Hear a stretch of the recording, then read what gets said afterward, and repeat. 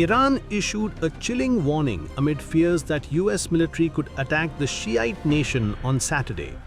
Iran wrote a letter to UN Secretary General Antonio Guterres warning that any US misadventure will not go unanswered.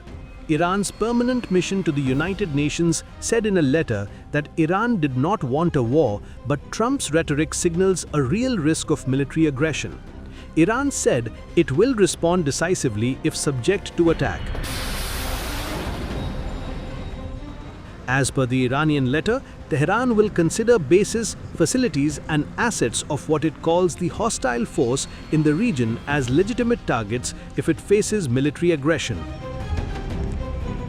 The letter cited Trump's social media post in which he wrote, "Should Iran decide not to make a deal, it may be necessary for the United States to use Diego Garcia and the airfield located in Fairford in order to eradicate a potential attack." Trump's reaction came after Israeli Prime Minister Benjamin Netanyahu warned Iran that if the Ayatollahs make a mistake and attack us, they will receive a response they cannot even imagine. The extremist elements are refusing to back down. They are regrouping and preparing themselves to challenge us once again.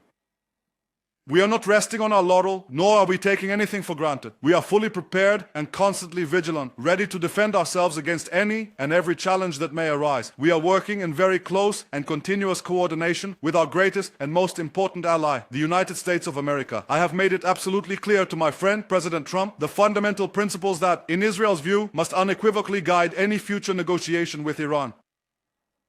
We are ready for every possible scenario. And one thing is certain, if the Ayatollahs make a mistake and attack us, they will experience a response they cannot even begin to comprehend. Meanwhile, the Iranian letter further claimed that should the US approach talks with seriousness and sincerity and demonstrate genuine respect for the principles of the Charter of the United Nations and the peremptory norms of international law, a durable and balanced solution could be achieved. Iran's reaction came after Trump warned that Tehran must make a meaningful deal in negotiations with Washington in the next 10 days or else bad things happen. Remember, Trump has deployed warships, fighter jets and other military hardware to the region. It is the largest US military buildup in the region since the 2003 invasion of Iraq. I want to thank every nation that helped us achieve this monumental breakthrough, saving countless lives, and really bringing peace and bringing the concept of peace, because nobody thought peace in the Middle East. I've always heard peace in the Middle East is impossible, and it's turned out not to be. And we do have some work to do with Iran. They can't have a nuclear weapon. It's very simple. You can't have peace in the Middle East if they have a nuclear weapon. And they can't have a nuclear weapon, and they've been told that very strongly. Trump's no-nuke threat came despite Iranian President Masoud Pezeshkian's assurance that his country is not pursuing a nuclear weapon. How else can we say that we are not pursuing nuclear weapons? And we never will. They can verify all they want. If they truly want Iran not to possess nuclear weapons, we are ready for any verification they request. But the Iranian military is preparing for the worst.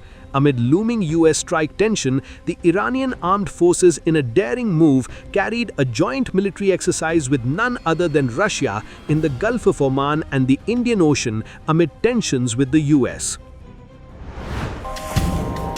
Russia is drawing a red line and standing firmly beside Iran. Just after joint naval drills with Tehran, Moscow has issued a stark warning to Washington. Russian Foreign Minister Sergei Lavrov did not mince words.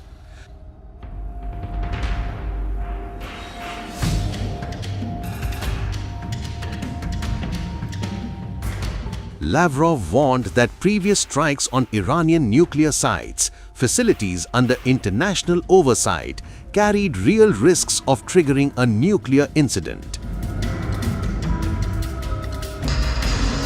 He stressed that everyone understands this is playing with fire, underscoring just how volatile the situation has become. The warning came as Iran and the United States concluded another round of indirect nuclear talks in Geneva. Diplomacy continues, but so does military signaling. With US forces reviewing regional readiness and warships deployed near Iranian waters, Moscow's message is unmistakable. Escalation could spiral fast. Lavrov says Russia remains in close contact with Tehran and believes Iran seeks a solution within the Nuclear Non-Proliferation Treaty framework, while insisting that any agreement must respect Iran's lawful rights. Regional players, including Gulf nations, are also urging restraint, fearing a confrontation that could destabilize recent diplomatic gains. After high-profile naval drills showcasing coordinated assaults and battlefield readiness, Russia and Iran are projecting unity and resolve.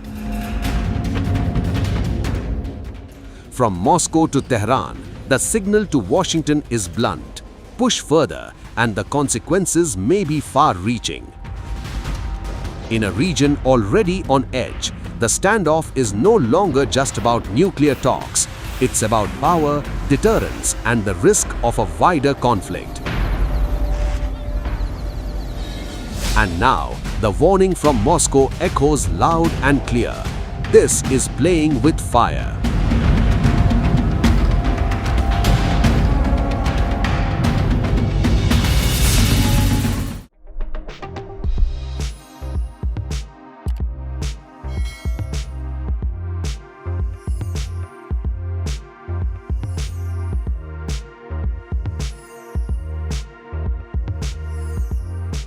Times of India videos, your daily dose of India and the world.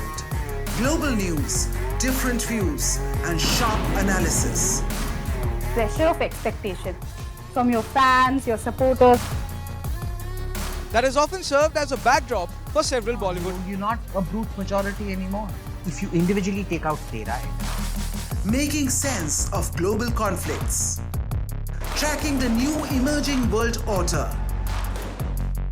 Strike on Israeli military bases. A multi-pronged. To stay out of harm's way as Israel started bombing targets across. Understanding changing alliances in a polarized world. Tune into TOI videos for all this and more. Click on the bell icon to subscribe and never miss an update.